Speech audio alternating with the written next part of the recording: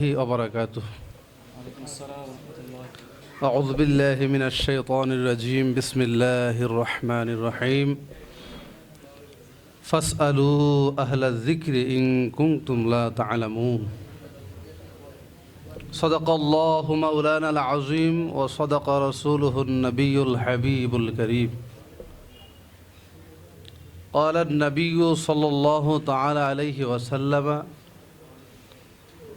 إن الله يبعث لهذه الأمة على رأس كل 100 سنة من يجدد لها دينها أو كما قال عليه الصلاة والسلام. رحمة للعالمين شفيع المذنبين سرکار کائنات ফখরে মওজুদাত রহমাতুল্লিল আলামিনের অন্যতম একজন আশিক, যিনি ইশক সম্পর্কে যারা ওনার বিরোধিতা করেছেন তারাও ওনার ইশককে মেনে নিয়েছেন। সুবহানাল্লাহ। ইমাম আলা হযরত রাদিয়াল্লাহু তাআলা আনহু ওনার 108তম ওফাত বার্ষিকী এবং আমাদের ভৈরব আলা হযরত ফাউন্ডেশনের আজকে অভিষেক অনুষ্ঠান। উপস্থিত সম্মানিত প্রধান অতিথি, সভাপতি মহোদয় আছেন, ওলামায়ে দ্বীন, খুদ্দামুল মুসলিমিন, আমরা যারা আছি সকলকে, বিশেষ করে যারা আলা হযরতের প্রেমে, আমাদের ইমাম আলা হযরত উনি আমার রহমাতুল্লিল আলামিন নবীর প্রেমে পাগল। আমরা যারা উপস্থিত হয়েছি আমি বিশ্বাস করি আমরা সবাই ইমাম আলা হযরতের পাগল, বলে ঠিক কিনা? না হয়তো ওনার সেই নুরানি ইমানি আকায়েদের যে মাসআলাগুলি আছে এগুলি আমাদের অন্তরে স্থান পাওয়ার কথা নয়। রহমাতুল্লিল আলামিন নবীজি স্পষ্ট করে দিয়ে গিয়েছেন যে প্রতি 100 বছরের মাথায়, সহজ বাংলায় বললে, একজন মুজাদ্দিদ আসবেন। মাই ইউজাদ্দিদু লাহা দীনহা, যিনি দিনকে তাজদিদ করবেন। আমরা এখন এমন এক জামানায় উপস্থিত হয়েছি যে জামানায় আমরা দিন কি এটাই বুঝতে কষ্ট হচ্ছে। সকালে ঘুম থেকে উঠলে নিজের অজানা সত্ত্বেও, অনিচ্ছার সত্ত্বেও এমন একটি পোস্ট পড়তে হয়, নামাজে বেদাত ছেয়ে গেছে, দোয়াতে বেদাত ছেয়ে গেছে, বলেন ঠিক কিনা? এটা কিন্তু আমাদের কারো আকাঙ্ক্ষিত ছিল না, তারপরও শুনতে হয়। এই জামানায় আলা হযরত আজিমুল বারাকাত ইমামুল ইশক ওয়াল মাহাব্বতের আলোচনা শোনা, ওনাকে নিয়ে গবেষণা করা আমাদের জন্য আরো বেশি গুরুত্ব থেকে গুরুতর হয়েছে। এখন যিনি আসবেন উনি দিনকে তাজদিদ করবেন, মুজাদ্দিদ হবেন উনি। এখন দিন কি? দিনের দুই সূরত বলতে গেলে, ইমামে আজম আবু হানিফা রহমাতুল্লাহ আলাই উনি ওনার জীবদ্দশায় প্রথম 20 বছর শুধুমাত্র ইমানি মাসালা নিয়ে 20 বছর খেদমত করেছেন। সুবহানাল্লাহ। সবগুলি ইতিকাদ নির্ভর, আকীদা নির্ভর। 20 বছর উনি মুনাজারা মুনাকাশা করে জাহাম ইবনে সাফওয়ান সহ অনেকের গর্দানকে নামিয়ে দিয়েছেন।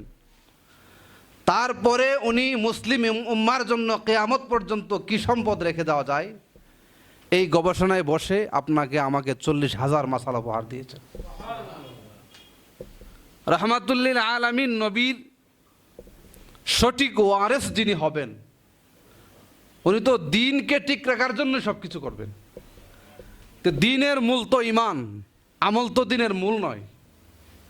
সেজন্য যিনি মুজাদ্দিদ হবেন ওনার জীবনের প্রথম পদক্ষেপ থাকবে মানুষের ইমানকে কিভাবে ঠিক রাখা যায়, আকীদাকে কিভাবে ঠিক করা যায়, এটা নিয়ে কাজ করা। ইমামে আজম আবু হানিফা রহমাতুল্লাহি আলাই, আমরা রাদিয়াল্লাহু তাআলা আনহু বলি, ওনাদের পরে রাদিয়াল্লাহু তাআলা আনহু, এটা মাসালা ক্লিয়ার আছে, এটা সমস্যা না, যখন যেটা আসে বস্তু বলতেছি। উনিও 20 বছর একাধারে খেদমত করেছেন। আমাদের মহান ইমাম ওনারও কিন্তু ওই রাস্তায় ব্যর্থ হয়ে ঘটে নাই, সুবহানাল্লাহ। উনি সর্বপ্রথমেই মানুষকে আকীদার কথা, ইমানি মাসালা মাসাইল সম্পর্কে সমাধান দিতে গিয়ে এমন লেখনী লিখেছেন, যদি কেউ ইচ্ছা করে যে আমি আমার ইমানকে ঠিক রাখবো এবং আমি সঠিক জায়গায় থাকতে চাইব, আলা হযরত রহমাতুল্লাহি আলাই ওনার লেখাই যথেষ্ট, সুবহানাল্লাহ। এখন দিনের মধ্যে আমরা আমলের দিকে অনেক ক্ষেত্রে ঝুঁকে যাচ্ছি, এজন্য আমাদের যুবক সমাজ অনেকেই এখন পথহারা। কারণ দিন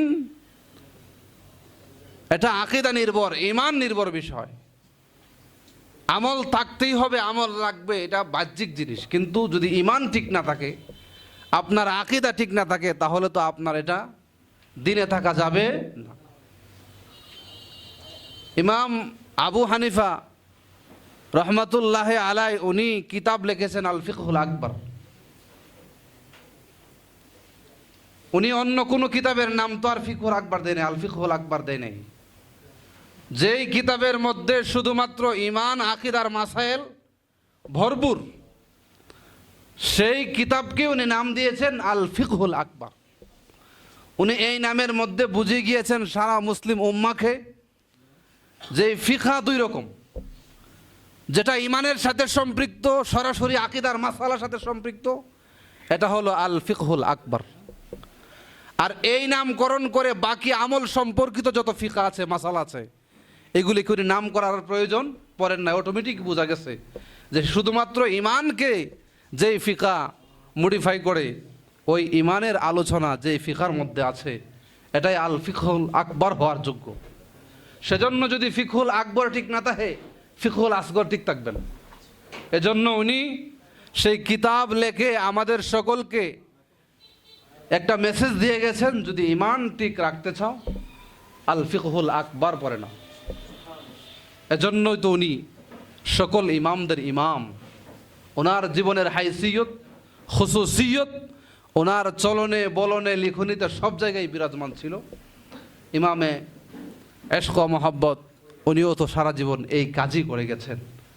এখন উনি, আমি নামাজ পড়ি না, উনি আমাকে নামাজের জন্য তাকিদ দিবেন পরে।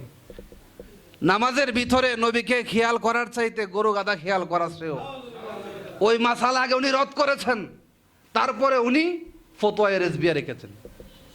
এটা হলো একজন মুজাদ্দিদের অন্যতম কারণ, বৈশিষ্ট্য হলো উনি দিনকে নিয়ে, দিন যাকে বোঝায়, দিনের মূল যাকে বোঝায়, শাখা প্রশাখা নয়, উনি দিনের মূলের খেদমত আগে করেছেন, পাশাপাশি দিনের শাখা প্রশাখার খেদমত করেছেন।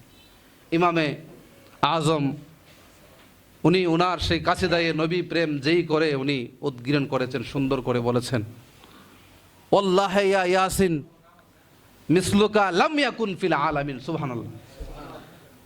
আল্লাহর কসম করে বলছি, হে আল্লাহর ইয়াসিন, মানে আমাদের নবীকে বোঝাচ্ছেন, মিসলুকা লাম ইয়াকুন ফিল আলামিন, আপনার মিছিল নাই। ওনার সেই লেখনীতে, ওনার সেই ইমামে আজমের যে জবান, সেই জবানেই উনি ওই রকম কাসিদা বলে গেছেন। আপনাকে আমাকে কাসিদার জন্য, ইমানের জন্য নতুন করে ইমাম খুঁজতে হবে না। ইমাম আবু হানিফা যেই লাইনে বলেছেন, আমাদের ইমাম এই লাইনেই বলেছেন, লাম ইয়াতি নাজিরুকা ফি নাজারি, যে আপনার উপমা আসে নাই, আসবে না, এটা আপনার উপমা হইতে পারে না। একই তো কথা। উনি আরবি ভাষায় বলেছেন, উনিও তো আরবি ভাষায় বলেছেন, প্রথমত আরবি ভাষায় বলেছেন লাম ইয়াতি নাজিরুকা। তো দুই ইমামের মধ্যে অনেকটাই তো, পুরাই তো মিল। তাহলে আমরা ইমামে আজমকে মানব, ইমাম আলা হজরতকে মানব না, এটা হইতে পারে না। দুজনের মোহাব্বত এক সুতায় বাঁধা। ইমামে আজম আমার নবীকে মোহাব্বত করেছেন, ইমাম আলা হজরত নবীকে মোহাব্বত করেছেন। ইমামে আজম যত কিছু লিখেছেন ফতোয়ার কিতাব, সেখানে তো আমার ইমামে আলা হজরতের ফতোয়ার কিতাব আছে। উনি আধুনিক যুগের যত বিজ্ঞান দরকার, জ্ঞান দরকার, সব বিষয়ে উনি কলম বসাইছে। কিন্তু দুঃখের বিষয় হলো আমরা উনাকে সেইভাবে সাবমিট করতে পারি নাই। নামাজের মধ্যে বেদাত হয়ে গেছে, এই কথা শোনার পর হগলি পাগল হয়ে গেছে, ফেসবুকে শুধু পোস্ট মারতেছে, ভাই আপনি পাগল হন কেন, আপনি কি বেদাতি? আপনি তো বেদাতি নয়, যার এতেকাদে বেদাত আছে সে হলো বড় বেদাতি। ঠিক। আহলুস সুন্নাত ওয়াল জামাতের কোন মানুষের অন্তরে এতেকাদের কোনো বেদাত নাই। সুতরাং বেদাত হলে আগে ওরা হবে, বড় বেদাতি হলে ওরা হবে। যে বলেছে আপনার আমার গায়ে এত কিছু লাগার তো দরকার নাই, ঠিক। আপনাকে আমাকে সঠিক মেসেজ উপলব্ধি করতে হবে, এটার সামারাইজ করতে হবে যে আমার জন্য তো এটা আগে এরকম উত্তর দেওয়া মানায় না, কারণ সে তো নিজেই নিজেকে গালি দিয়েছে। আপনি তখন দরকার ছিল ভেবে বলা, ভাই তুমি যা লিখেছো ঠিক আছে, কিন্তু ওই হিসাবে ওইটা তোমার কাছে আগে যায়, দ্বিতীয়বার আমার কাছে আসে। আমি তো এটা বলতে পারি না, আমি পাগল হয়ে গেছি ভাই, আমাকে বুঝতে হবে না, আমাকে জানতে হবে না।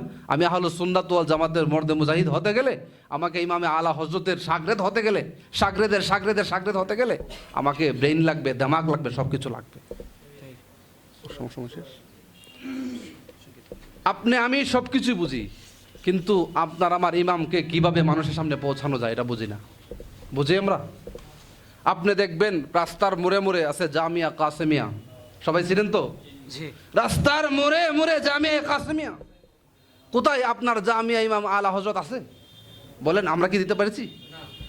তা আমি তো নিজেই সেখানে ফেইলর হয়ে গেছি, আমি সেখানে কাকে দোষ? আপনার আমার মধ্যে তো এগুলা নিয়ে ভাবনা নাই। ইবনে তাইমিয়া স্কুল অ্যান্ড কলেজ আছে কিনা নাই? কুমিল্লার সবচাইতে বড় এবং সবচাইতে মানে সর্বশ্রেষ্ঠ একটা প্রতিষ্ঠানের নাম হলো ইবনে তাইমিয়া স্কুল অ্যান্ড কলেজ। আমি তো কুমিল্লা চাকরি করছি, বড়রা সুন্নিয়া কামিল মাদ্রাসায় তো আমি 3 বছর চাকরি করছি। ওইখানে ইবনে তাইমিয়া চিনে না, মার পেট থেকে আসার পরে মনে হয় কেউ আর বাদ নাই। মার পেটে যেটা আছে এটা চিনে কিনা আমি তো আর বলতে পারবো না। তাহলে আপনার আমার সেই এই মহান ইমামের নামে আপনি আমি কি করছি বলেন তো? করি নাই। যিনি ওই মেসেজ দেন বেদাত বেদাত বলে, আমি আমার মুরব্বীর দৃষ্টি আকর্ষণ করব, আমাদের সকলের অভিভাবক, আন্তর্জাতিক ব্যক্তিত্ব।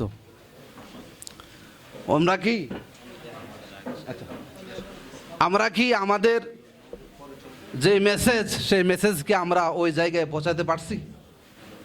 আমাদেরকে সাবধান হতে হবে।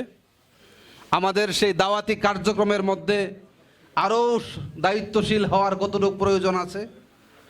আমরা আমাদের মিশনকে কিভাবে এগিয়ে নিয়ে যাব, আল্লাহ রাব্বুল আলামিন যেন আমাদের সকলকে এই বিবেক, বুদ্ধি এবং আমাদের সেই জ্ঞানী জজবা দান করেন, সকলে বলে আমিন। সম্মানিত উপস্থিতি, আজকে আমি শোনার জন্যই আসছি, আপনাদের মতোই আমি একজন, যদিও বা আপনাদের পাশেই চাকরি করি। 2-1টি কথা বলার চেষ্টা করি, ইমান আকিদা নির্ভর, আমার এত এলেম নাই হেলেম নাই কিছু নাই। আর মুফতি আমার নামের সাথে প্রথমে এখানে কেউ বলল আমি মুফতি না, আমাকে মুফতি কেউ চিনেও না, জানেও না, যেহেতু বলছে এটা ভিন্ন হিসাব। আমি খুব সামান্য মানুষ, কিন্তু আমি সামান্য হলেও বাতিলের সাথে মোকাবেলা করার ক্ষেত্রে আমি অসামান্য। আমি ওই জায়গায় সামান্য থাকি না, এটা আমার বিবেক আমাকে দেয় না। সেজন্য আপনাদের সকলের কাছে দোয়া চেয়ে আমি বিদায় আরজ করছি, এবং আমাদের আজকের মাহফিলের প্রধান অতিথি মহোদয়, ওনার কাছ থেকে আমরা খুব গুরুত্বপূর্ণ আলোচনা, আমি এমনও শুনি ইউটিউবে, আজকে সরাসরি শুনবো। ওমা তৌফিকি ইল্লা বিল্লাহ। আসসালামু আলাইকুম ওয়া রাহমাতুল্লাহি ওয়া বারাকাতুহু।